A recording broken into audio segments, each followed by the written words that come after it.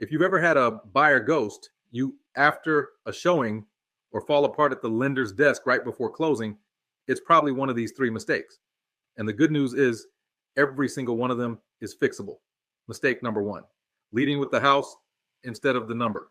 This is the most common one I see. An agent gets a lead, and the very first thing they do is start sending listings and booking showings. Excitement takes over before the payment conversation ever happens. And by the time that buyer finally sits down with a lender, they've already fallen in love with something that might be completely outside their real comfort zone. If you take nothing else from this video, take this. Lock down the number before you ever show the house, not after. Mistake number two, not knowing the financing programs well enough to explain them with confidence. Now, I want to be clear about something. You do not need to be able to execute these programs yourself. That's the lender's job, not yours.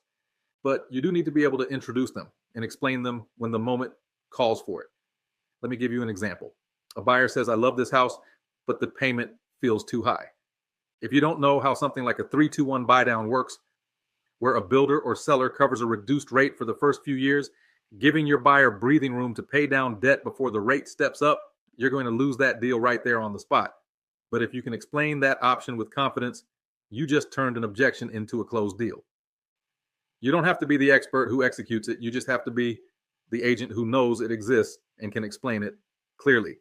Mistake number three, no system for tracking what's actually working. Most agents repeat the exact same mistakes deal after deal because they never go back and look at which strategy actually got a deal to the closing table.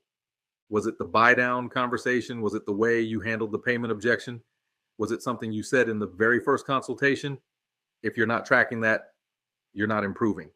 You're just guessing again on the next deal and the one after that. Here's the truth.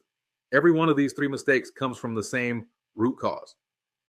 Agents are never trained on the actual landing strategies, the specific skills that get a buyer from interested to signed. That's exactly why I built the buyer advocacy certification, to close every one of these three gaps in a structured way.